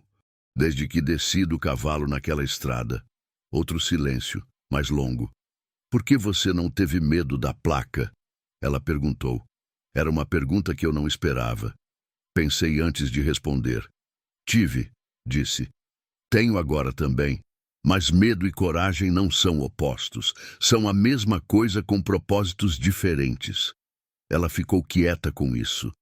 Saí do quarto e fechei a porta com cuidado. A noite caiu devagar e foi ficando. Eu fiquei na sala, na cadeira de couro, no escuro completo, com a espingarda no colo e o radiocomunicador na mesa ao lado. Trovão estava deitado na entrada da sala, de costas para mim, de frente para a porta. Às 8 da noite, o rádio chamou. Era seu Benedito. Argemiro, tem novidade. Fala. Um sobrinho meu que trabalha num posto de gasolina na entrada de Colinas me ligou. Disse que passaram hoje à tarde 3 caminhonetes pela rodovia, vindo de lá para cá, com placa de fazenda de Araguaína. Pararam no posto para abastecer. Eram uns 6, 7 homens. Fechei os olhos por 2 segundos. Armados? Perguntei. O menino disse que viu vulto de espingarda no banco traseiro de uma. Talvez mais. 6 ou 7 homens. 3 caminhonetes. Vindo na minha direção. Obrigado, seu Benedito. Argemiro, você precisa sair de lá. Não posso. Não tem como levar ela e o bebê por essas estradas à noite sem ser interceptado. Então chama a polícia. A viatura vem amanhã de manhã. Pode ser tarde. Uma pausa comprida. Então cuida-se, disse seu Benedito com uma voz que tinha aquele peso de quem não tem mais argumento, mas também não tem como ajudar. Desliguei o rádio. Fui até o quarto do fundo. Bati de leve. Pode entrar, disse a voz dela. Abri a porta. Ela estava acordada na cama, com Mateus dormindo ao lado. Havia acendido uma vela pequena que ela tinha encontrado na gaveta do criado mudo e que jogava uma luz trêmula nas paredes do quarto. Contei o que seu Benedito tinha dito. Ela ouviu tudo sem mudar a expressão. Quando terminei, ficou olhando para a vela por um momento. Você tem saída por outra estrada? Perguntou. Tem uma trilha, estreita demais para a caminhonete. Passa pelo meio da fazenda e sai num caminho vicinal uns 12 quilômetros ao sul. Dali até a rodovia principal são mais 8. A pé? A cavalo. Ela me olhou. Você consegue andar a cavalo com o bebê? Perguntei. Consigo, disse sem hesitar. Naquele momento entendi que aquela mulher tinha sobrevivido a coisas que exigiam não apenas força, mas uma capacidade de adaptação que se forja em anos difíceis e que não aparece no rosto das pessoas até que você precise ver. Então temos uma opção, disse. Mas só usamos se precisar. Se eles entrarem pela estrada principal, a gente tem tempo de sair pela trilha antes que cheguem na casa. E se entrarem pela trilha, não vão saber que existe. Ela ficou me olhando. Você tem certeza? Essa trilha não aparece em mapa nenhum. Eu a abri sozinho há 9 anos com facão e enxada. Fiz uma pausa. Só eu e Barroso sabemos onde ela vai. Pela segunda vez em 2 dias, vi aquele esboço de sorriso no rosto dela. Pequeno, resistente, daqueles que aparecem não porque a situação é boa, mas porque a pessoa dentro dela ainda não desistiu. Então vai dar certo, disse ela. Olhei para ela na luz da vela, para o bebê dormindo ao lado, para aquela cena improvável, naquele quarto que tinha ficado fechado por 7 anos, esperando por alguma coisa que eu nunca soube nomear. Vai dar, disse. Voltei para a sala, para a cadeira, para o escuro e o silêncio. E às 10 da noite, quando o cerrado estava completamente entregue à escuridão e as estrelas cobriam o céu do Tocantins com aquela generosidade que só o interior conhece, Trovão levantou a cabeça. E desta vez, rosnando baixo, não olhou para a entrada principal. Olhou para a direita, para a estrada lateral. E eu entendi que à noite, que não tinha pedido licença para entrar, também não tinha a menor intenção de ser breve. Me levantei da cadeira sem fazer barulho. Trovão estava de pé, o corpo inteiro voltado para a parede direita da sala, rosnando naquele tom contínuo e baixo que era mais assustador do que qualquer latido. Colei a orelha na parede. Ouvi. Nada no primeiro segundo. Nada no segundo. No terceiro, captei um som que só reconheci porque conhecia cada barulho daquela fazenda de cor. O cascalho da trilha lateral rangendo debaixo de algo pesado. Não era pneu. Era passo. Homem a pé. Fui até o corredor em silêncio, bati uma vez com o nó do dedo na porta do quarto do fundo. 2 segundos e a porta abriu. Valdirene estava de pé. Mateus no colo envolto no cobertor de nuvens azuis. Os olhos alertas de quem não tinha dormido. Hora de ir, disse em voz baixa. Ela não perguntou nada. Apenas assentiu. Fui até o quarto principal, peguei o casaco de lona que ficava no gancho atrás da porta, voltei e passei para ela. Ela colocou sobre os ombros sem largar o bebê, num movimento que tinha a eficiência de quem pratica o gesto de sobreviver faz tempo. Saímos pela porta dos fundos. O terreiro dos fundos da fazenda era um espaço aberto de uns 40 metros entre a casa e o galpão, com o chão de terra batida que o uso cotidiano tinha compactado até ficar liso. À noite ele ficava num escuro profundo, protegido da lâmpada da varanda da frente pela própria casa. Uma vantagem que eu nunca tinha calculado antes daquela noite. Fui até o galpão na penumbra, abri a porteira com cuidado para não deixar ranger as dobradiças e entrei. Barroso estava no coxo. Levantou a cabeça quando me sentiu, as narinas se abrindo para identificar o que havia de diferente no ar daquela noite. Passei a mão no pescoço dele, devagar, o gesto de sempre que significava calma. Estou aqui, tudo bem. Coloquei o arreio em silêncio, sem cantar ou falar como eu costumava fazer. Barroso entendeu. Ficou quieto, cooperativo, como se ele também soubesse que não era hora de fazer barulho. Valdirene entrou no galpão com Mateus. Ficou parada na entrada enquanto eu terminava de selar. Você já andou a cavalo com criança pequena? Perguntei em voz baixa. Uma vez, com meu pai quando era menina. Vai na minha frente na sela. Mateus fica entre seus braços e meu peito. Eu seguro ele junto com você. Fiz uma pausa. Não pode soltar independente do que aconteça. Não vou soltar, disse ela. Peguei as rédeas e levei Barroso para fora do galpão, pelo lado que ficava no escuro, longe da lâmpada da varanda. Ajudei Valdirene a subir. Depois subi por trás, me instalei na sela e ela recostou nas minhas costas enquanto eu avançava os braços dos 2 lados e tomava as rédeas. Mateus estava no meio. Acordou com um movimento, fez um som pequeno e ficou quieto, como se soubesse. Trovão estava ao lado, olhando para cima esperando o sinal. Dei a ele com um aceno de cabeça. Ele foi na frente. A trilha que eu tinha aberto 9 anos atrás começava nos fundos do galpão, contornava o pasto do sul, entrava num corredor de vegetação densa de cerrado e seguia por uns 12 quilômetros até sair num caminho vicinal que cortava a região. Era uma trilha de uma largura, feita para uma pessoa ou um cavalo, nunca para veículo. O mato fechava dos 2 lados e às vezes por cima, criando um túnel vegetal que durante o dia era fresco e à noite era escuro de um jeito que precisava de quem conhecia para ser navegado. Eu conhecia cada curva, cada raiz que saía do chão no meio do caminho, cada ponto em que a trilha afundava levemente por causa de uma veia d'água subterrânea. Eu tinha percorrido aquele caminho tantas vezes que as plantas reconheciam o ritmo dos meus passos. Barroso também conhecia.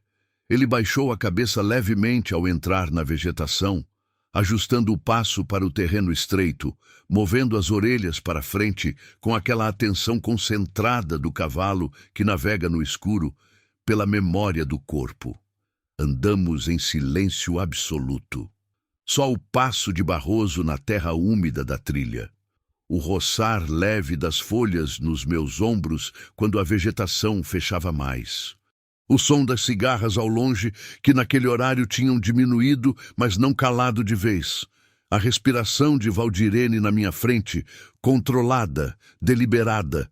Daquela pessoa que aprendeu que respirar certo quando está com medo é uma forma de não deixar o medo vencer. Mateus dormia, Aquele bebê de 42 dias dormia enquanto era carregado a cavalo por uma trilha de cerrado no meio da noite, fugindo de homens armados. E havia naquilo uma coisa que eu não conseguia chamar de ironia nem de milagre, mas que ficava ali entre os dois, como a maioria das coisas que a vida produz quando está sendo séria de verdade. Uns 20 minutos depois de entrar na trilha, ouvi, lá atrás, na direção da fazenda, um som que o cerrado não produzia naturalmente. Voz humana, distante, mais de uma, tinham chegado na casa. Barroso sentiu a tensão que passou pelo meu corpo e acelerou levemente o passo. Segurei firme, não para fazê-lo parar, mas para calibrar. Não rápido demais a ponto de tropeçar no escuro, não devagar a ponto de ficar perto o suficiente para ser alcançado. Valdirene não se virou, mas senti os ombros dela enrijecerem. Continuamos, disse baixinho, mais para ela do que para o cavalo. Ela assentiu com a cabeça. Continuamos. A trilha tinha um trecho difícil no meio, onde atravessava um afloramento de rocha que deixava o caminho irregular e estreito. Barroso conhecia aquele trecho e o navegava com aquela paciência cuidadosa que cavalos bons desenvolvem para terreno ruim. Um passo de cada vez, testando o chão antes de transferir o peso. Foi nesse trecho que Mateus acordou de vez. Primeiro foi um mexer, aquele movimento de criança pequena que reorganiza o corpo inteiro quando sai do sono. Depois, um som, pequeno, abafado, mas num silêncio como aquele qualquer som parecia enorme. Valdirene sentiu antes que o bebê chegasse ao choro. Mudou a posição dos braços, encostou o rosto no rosto dele, fez aquele som baixo que mães fazem, que não é bem palavra nem bem melodia, apenas uma frequência que o bebê reconhece como o lugar mais seguro do mundo. Mateus ficou quieto, mas por 30 segundos, enquanto aquilo durava, eu tinha segurado a respiração com uma força que doía no peito. Quando o bebê calou, ouvi Valdirene soltar o ar lentamente. Senti os ombros dela baixarem 1 centímetro. Passou, ela murmurou. Passou, concordei. Saímos do afloramento de rocha e a trilha voltou a ficar mais suave, com terra escura e folhas caídas que abafavam o passo de Barroso. Ao longe, atrás de nós, as vozes tinham cessado. Não sabia se porque tinham encontrado a casa vazia e ido embora, ou porque tinham espalhado e agora buscavam em silêncio. O segundo cenário era pior, mas também era mais profissional. E homens que planejam o que aqueles tinham planejado não costumavam ser amadores. Segui em frente sem olhar para trás. Há um ponto em certas situações em que olhar para trás passa a ser inútil. O que vem atrás vai chegar ou não vai, e você não tem controle sobre isso. O que você tem controle é para onde os pés apontam. Aprendi isso com o cerrado. O cerrado não olha para trás. Ele cresce para frente, torto quando precisa, contorcido quando o terreno exige, mas sempre para frente. Quando a vegetação começou a abrir levemente dos dois lados, soube que estávamos chegando no final da trilha. O céu apareceu de novo, acima de nós. Aquele céu estrelado do Tocantins que parecia mais baixo do que deveria, como se as estrelas tivessem descido um pouco para iluminar o caminho. O caminho vicinal estava lá. Uma estrada de terra mais larga que a trilha, com 2 sulcos de pneu paralelos que indicavam uso ocasional. Nada de asfalto, nada de iluminação, mas espaço suficiente para respirar e para ver o horizonte dos dois lados. Parei Barroso na saída da trilha. Olhei para os dois lados da estrada. Nada se movia. Trovão saiu da vegetação do meu lado direito, passou pela frente do cavalo, cheirou o ar nas 2 direções e ficou parado olhando para a esquerda, sul, na direção da rodovia principal. Sinal claro. Fui para a esquerda. Andamos mais uns 40 minutos naquele caminho vicinal, com Barroso num trote mais aberto agora que o terreno permitia. Valdirene tinha ficado em silêncio desde a trilha. Eu também. O silêncio entre nós tinha mudado de qualidade. Não era mais o silêncio tenso da fuga. Era algo mais próximo do silêncio de quem passou pelo pior de uma coisa e ainda está processando o que saiu do outro lado. Quando as luzes da rodovia estadual apareceram ao longe, senti alguma coisa no peito que demorei um segundo para identificar. Alívio. Não o alívio completo de quando tudo acabou. Esse ainda não tinha chegado, e eu sabia que demorava. Mas o alívio parcial de quem encontrou terreno mais firme depois de muito tempo andando no escuro. Parei Barroso à beira da rodovia. Era uma rodovia de asfalto fino e esburacado, do tipo que o governo estadual reconstrói de 5 em 5 anos e que se desfaz em 3. Mas era asfalto. Havia um caminhão passando ao longe na direção norte, os faróis cortando o escuro. Havia sinais de civilização. Valdirene se mexeu na frente de mim. Virou a cabeça para o lado, não completamente, mas o suficiente para que eu pudesse ver o perfil do rosto dela na luz fraca dos faróis distantes. Chegamos, disse ela. Chegamos. Ficamos parados ali por alguns segundos. Barroso bufou uma vez, satisfeito ou aliviado, não sei dizer. Trovão sentou ao lado das patas traseiras do cavalo e olhou para a rodovia com aquela expressão de cachorro que completou o trabalho e aguarda a próxima instrução. Tem um posto de combustível uns 8 quilômetros para o norte, disse. Eles têm telefone fixo. De lá, você consegue ligar para sua mãe. E para a polícia de Araguaína, que é jurisdição diferente da de Colinas. Ela ficou em silêncio por um momento. Você vai até lá comigo? Perguntou. Vou. E depois? Pensei antes de responder. Depois era uma palavra grande naquele momento. Havia muitas coisas no depois que eu não sabia ainda. O estado da minha fazenda. O que aqueles homens tinham feito quando encontraram a casa vazia. O que Edevaldo Marques Correia ia fazer quando soubesse que havia uma delegacia envolvida, um nome registrado, uma trilha que levou embora o que ele tinha planejado matar. Havia perigo ainda, havia incerteza, havia uma extensão de consequências que eu não conseguia medir naquela margem de rodovia estadual, com um bebê adormecido entre mim e uma mulher que tinha sobrevivido a 3 tentativas de ser apagada do mundo. Mas havia também uma clareza que não estava lá antes daquela tarde de ontem. Depois a gente vê, disse. Ela virou mais um pouco a cabeça e me olhou de lado. Havia algo naquele olhar que não era só gratidão, era reconhecimento. De pessoa para pessoa, daquele tipo que não precisa de palavras para existir, mas fica mais completo quando as palavras aparecem. Argemiro, disse. Obrigada, por tudo, pela faca, pela água, pela comida, pelo quarto, pelo rádio, pela trilha. Fez uma pausa. Por ter descido do cavalo. Fiquei em silêncio por um momento. Agradeça ao trovão, disse. Ela olhou para o cachorro sentado ao lado das patas de Barroso, e desta vez o sorriso dela não foi pequeno nem breve. Foi inteiro, um sorriso de quem está viva e acabou de lembrar disso, com força suficiente para sorrir de verdade. Dei um leve toque nos flancos de Barroso. E saímos pela rodovia em direção ao norte, onde as luzes do posto brilhavam fracas, mas certas, no escuro do Tocantins, como aquela lâmpada da varanda da minha fazenda que eu sempre deixava acesa para ter algo para olhar na volta. Uma luz no horizonte escuro. Uma forma de dizer que existe um lugar e ele ainda está lá. O posto de combustível se chamava Estrela do Norte.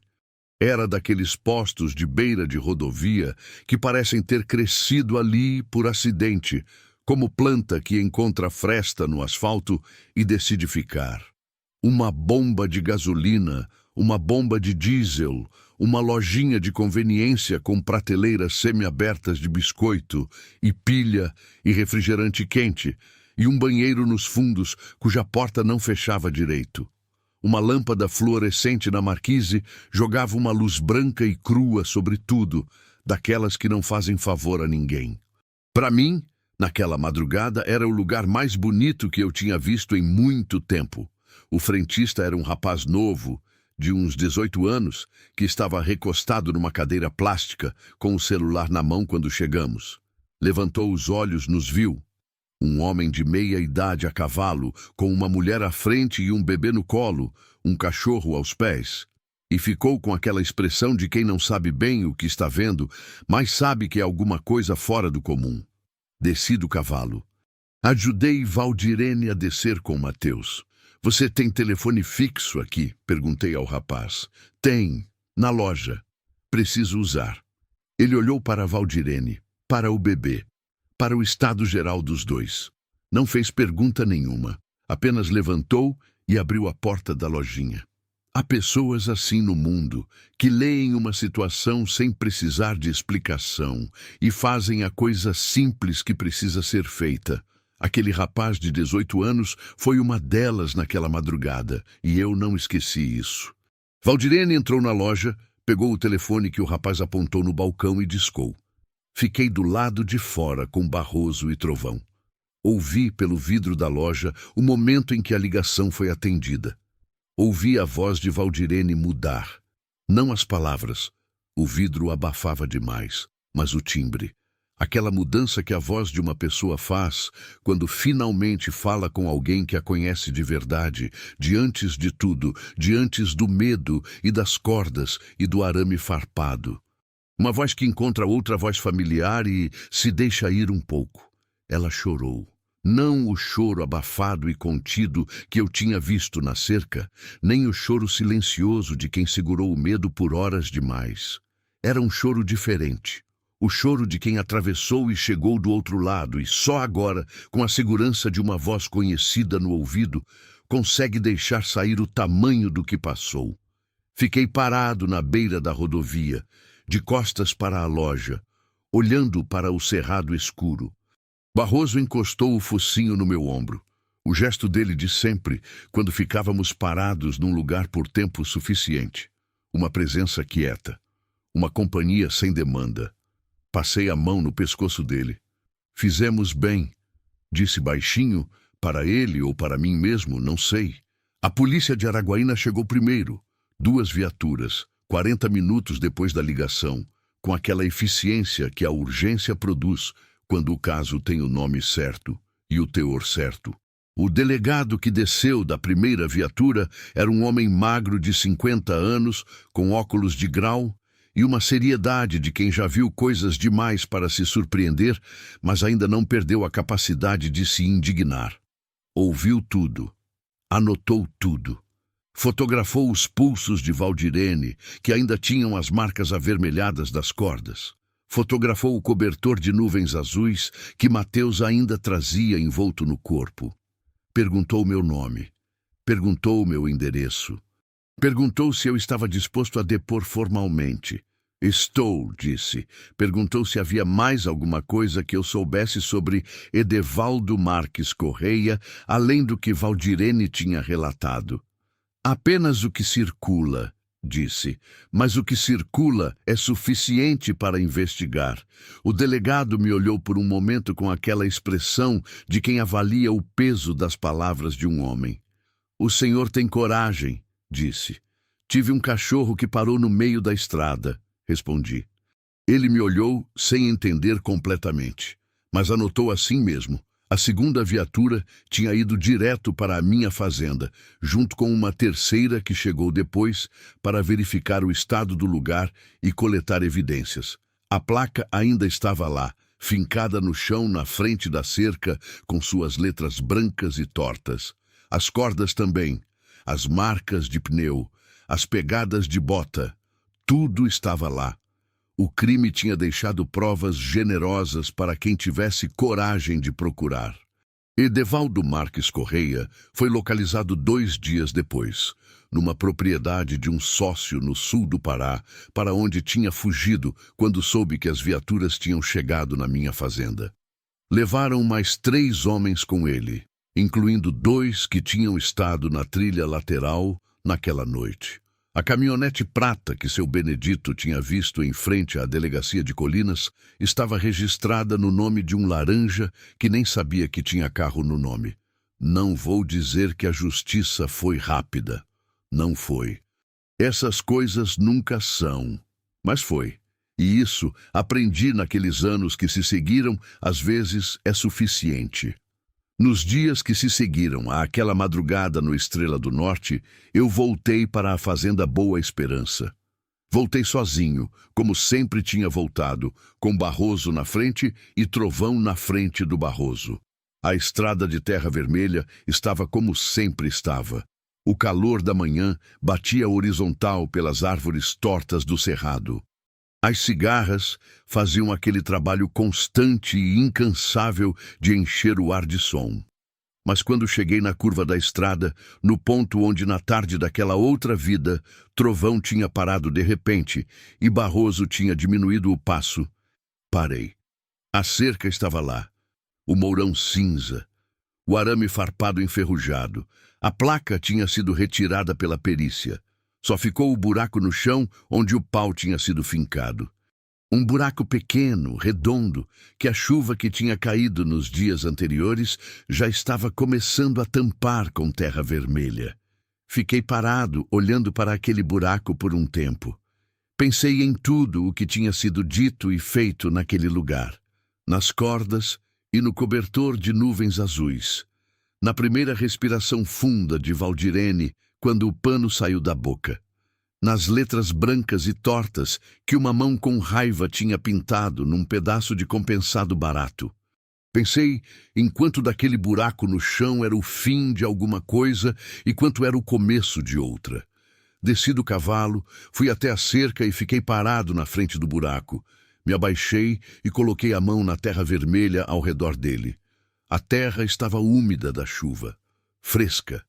Daquela umidade que a terra do cerrado guarda nas primeiras camadas depois de uma chuva boa, antes que o sol de Tocantins venha e seque tudo de volta. Pensei numa coisa que eu não tinha pensado em muitos anos. Pensei em Deus. Não de um jeito religioso, com palavras de terço ou imagem de santo, mas daquele jeito que aparece quando um homem sozinho, numa estrada isolada, se vê diante de uma escolha que vai além do que ele mesmo é capaz de explicar depois.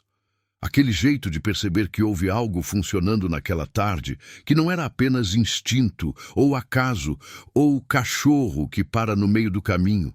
Havia algo que tinha me colocado naquela estrada naquele momento, que tinha feito o sol estar baixo do jeito certo para que eu enxergasse a forma perto da cerca antes que a noite a cobrisse. Que tinha feito o trovão parar exatamente onde precisava parar. Não tenho nome para isso. Nunca tive.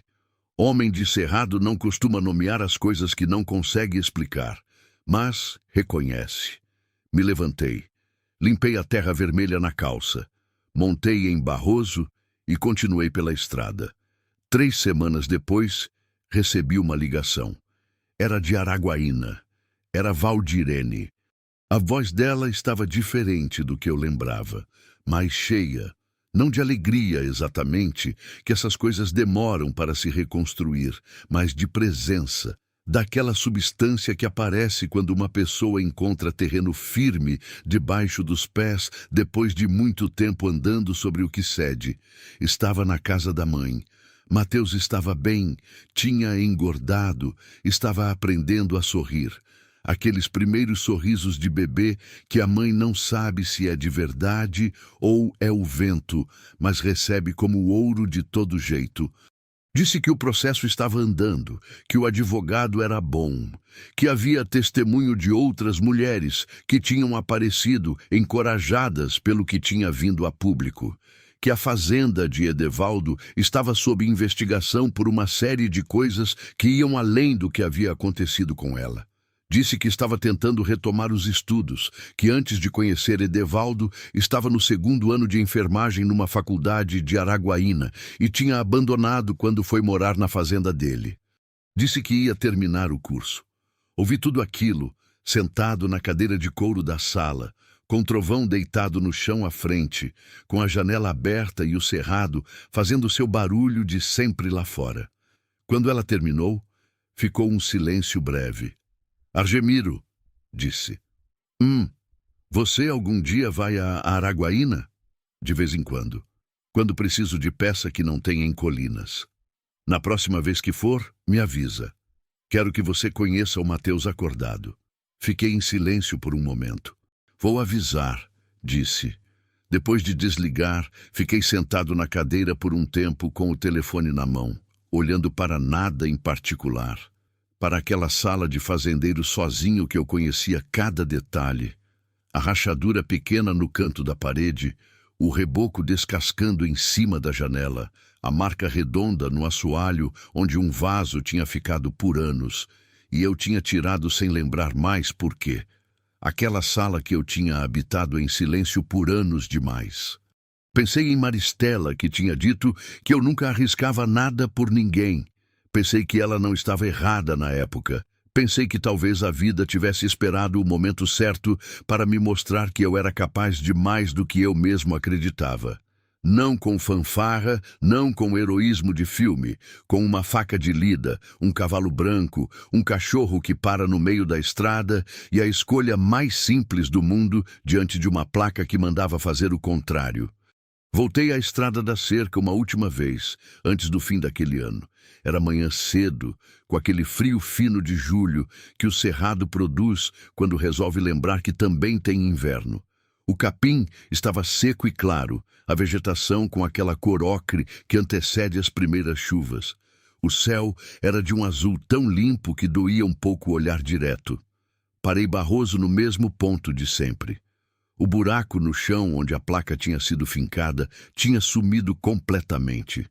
A terra vermelha tinha tomado de volta aquele espaço como toma de volta tudo que tenta se instalar sobre ela sem permissão.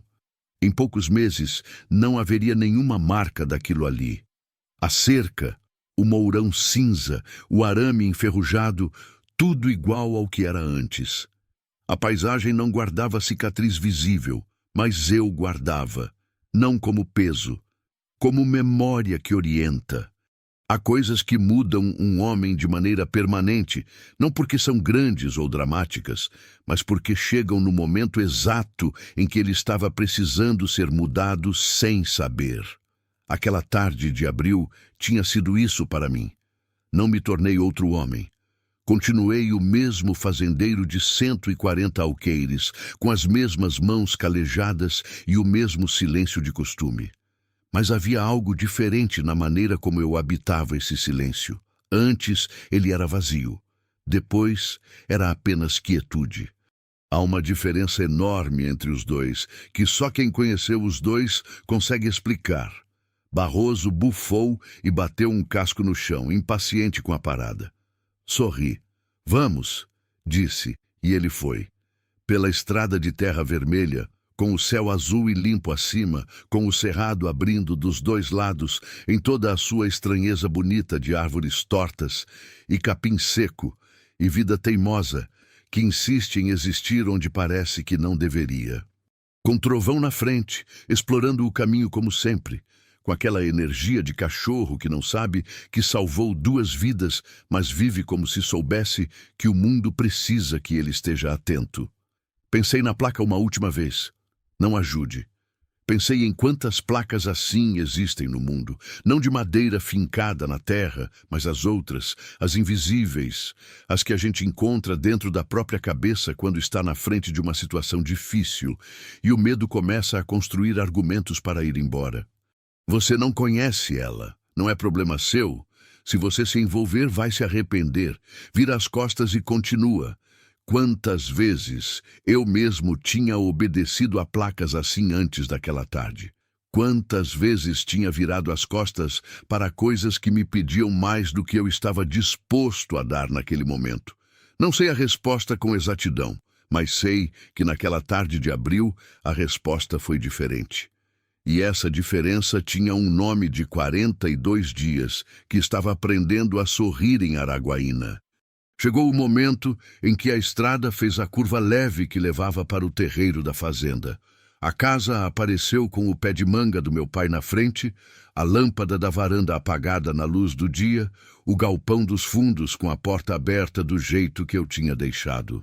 A fazenda Boa Esperança. Olhei para ela daquele ângulo que só se vê chegando, nunca de dentro. E pela primeira vez em muitos anos, o nome não pareceu uma piada. Pareceu uma descrição. Havia esperança naquele lugar. Havia sempre sido. Eu é que tinha parado de olhar para ela. Desci do cavalo na entrada do terreiro, soltei as rédeas para Barroso ir sozinho até o coxo, como sempre fazia, e fiquei parado por um momento com os pés na terra vermelha da minha fazenda, olhando para o céu de julho do Tocantins. Trovão veio e encostou o focinho na minha mão. Passei a mão na cabeça dele. Bom trabalho, disse. Ele balançou o rabo uma vez, duas, e foi em direção à sombra do pé de manga. Eu fui para dentro. E o cerrado ficou do lado de fora, fazendo seu barulho de sempre. Aquele barulho constante e antigo, de coisa que sobreviveu a tudo e continua, que não pede permissão nem explicação para existir, que cresce torto quando precisa, mas não para de crescer, como toda vida que vale a pena.